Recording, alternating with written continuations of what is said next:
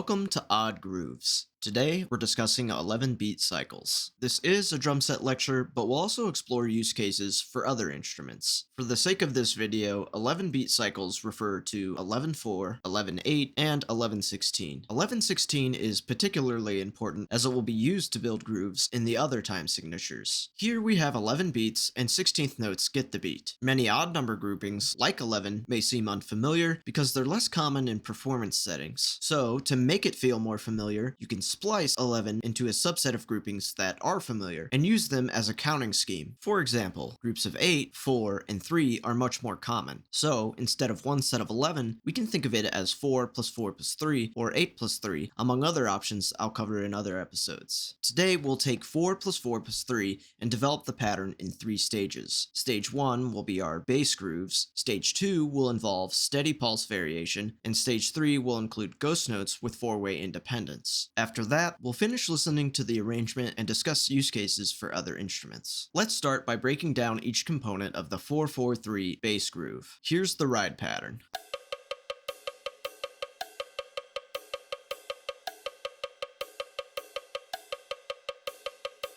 On its own, the ride outlines 5 plus 3 plus 3, but once it's combined with snare, the 4/4/3 feel is more apparent.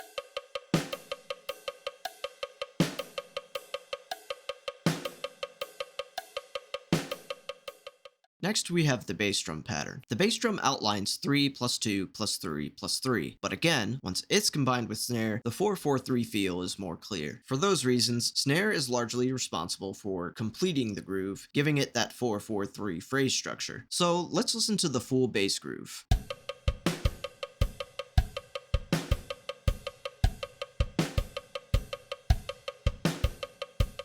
At this stage, the groove may feel a bit angular or jagged, likely because none of the instruments produce a continual, evenly spaced pulse that many of us are familiar with. This brings us to stage 2, steady pulse variation. We can achieve this by placing a steady pulse in either ride or hi-hat while maintaining the 4/4/3 snare and bass pattern. For today, we'll use quarters, eighths, and sixteenths. Here's the 4/4/3 groove with quarter notes on hi-hat.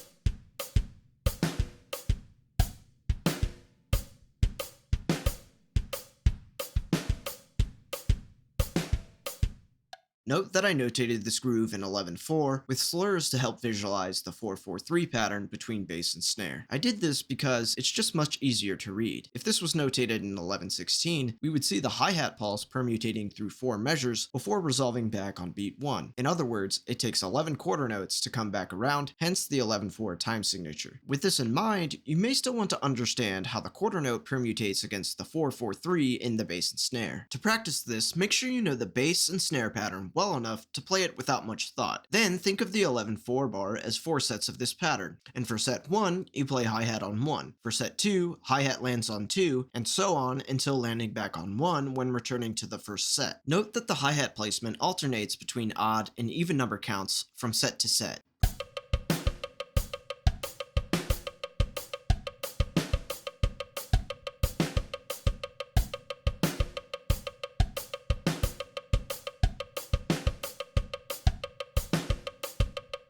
Personally, I practice each of these sets separately and very slowly while gradually piecing them together to form my 11/4 groove. If this method doesn't resonate with you, the PDF below should help. If hearing it helps, I'll also include a link of audio examples so you don't have to scrub through the video to hear them again. For the next variation, the 4/4/3 pattern gets an eighth note feel. Since eighths are twice the speed of quarters, the hi-hat will resolve back on beat 1 in half the time. In other words, you only play 2 sets of 4/4/3 on bass and snare, while placing the hi-hat on every other count. As before, the hi-hat alternates between odd and even number counts.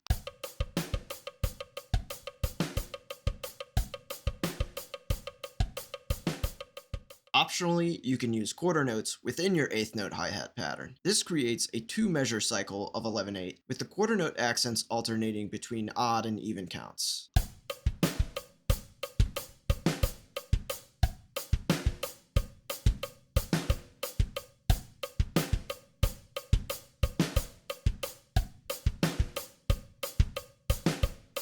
Of course, you can notate this as a single 11/4 bar, which you may find easier to read. I'll make sure to include that in the PDF. Alright, for our next variation, the 4/4/3 groove gets a 16th note feel. In this case, the hi-hat is placed on every single beat, so we don't have to worry about any permutations.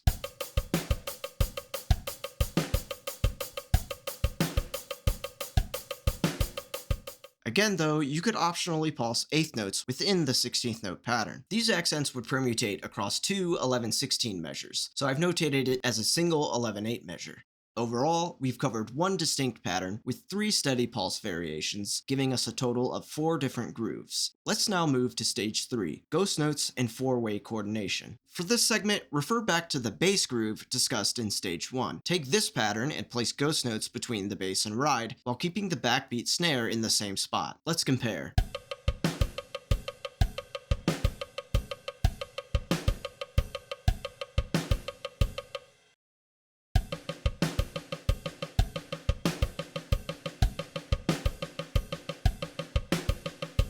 Think of this pattern as your bass groove with ghost notes. The ghost notes are notated using small note heads. You can play the large note heads as either accents or rim shots. In general, make sure the ghost notes are soft as possible while remaining clear. I like to play ghost notes closer to the edge of the snare drum while shifting towards the center for my rim shots. I do this because the edge will sound quieter than the center even if I use the same velocity. So if I lightly tap the drum towards the edge, it's much easier to play soft. Okay, now we're going to take our bass groove with ghost notes and apply it to steady pulse variation.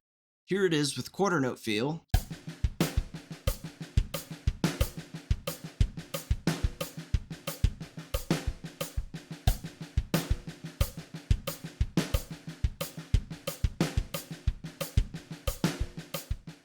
Here's 8th note feel.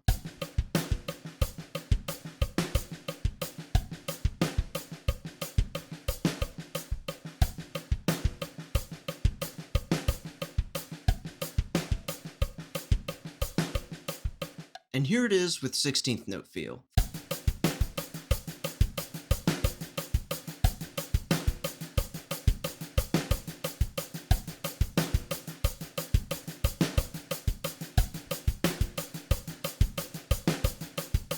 For these 3 variations, I recommend practicing the bass and snare pattern very thoroughly before adding hi-hat. You can also use the same counting techniques discussed in section 2. For more help, check out the PDF and sound examples below, or shoot me a question in the comments. Alright, our last variation involves 4-way coordination. For this, we refer back to the bass groove with ghost notes, while maintaining a steady quarter note pulse on hi-hat using our left foot.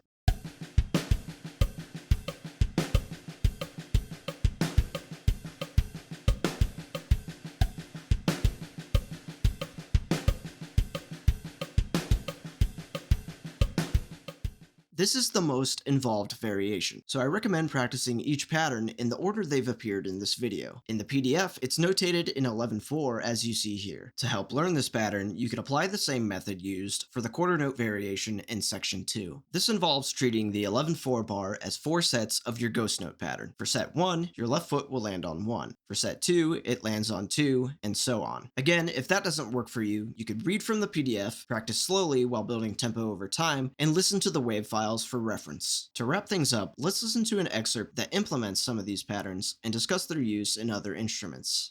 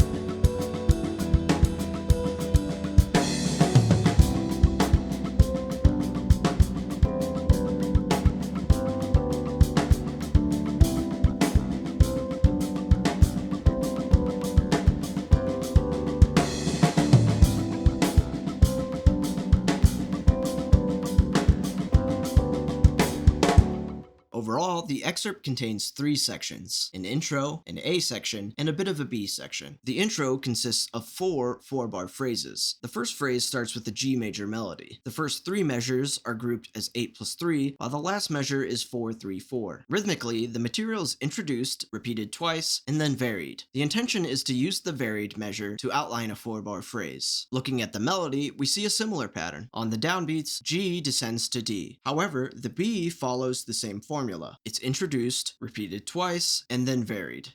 In the second phrase, electric piano joins by playing descending thirds.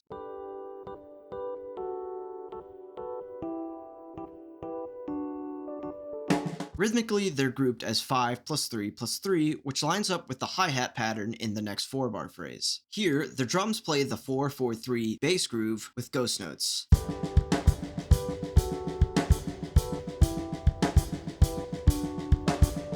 For the last phrase, bass joins by playing a 3 plus 2 plus 3 plus 3 pattern, supported by the kick drum. This brings us to the last measure of the intro, a transition led by bass and drums. The bass lick outlines a 4-4-3 pattern to provide some rhythmic continuity, while the drums does its own thing.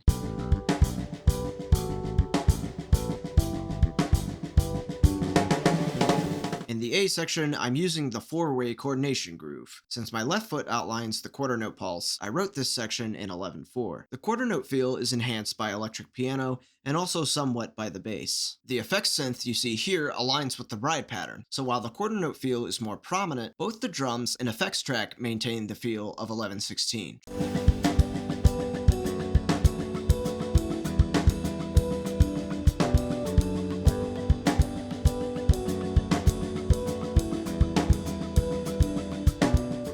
In the last measure of A, we have B minor leading to C major 7, which brings us to section B. At this point, the bass, piano, and lead are all playing an 8 plus 3 rhythmic pattern, which contrasts nicely with the 8th note feel of the drum groove. Here, the piano alternates between C major 7 and G major 7, with direct support from the bass. In the last 2 measures, drums return to a quarter note feel, while the bass outlines the exact rhythm of the kick drum.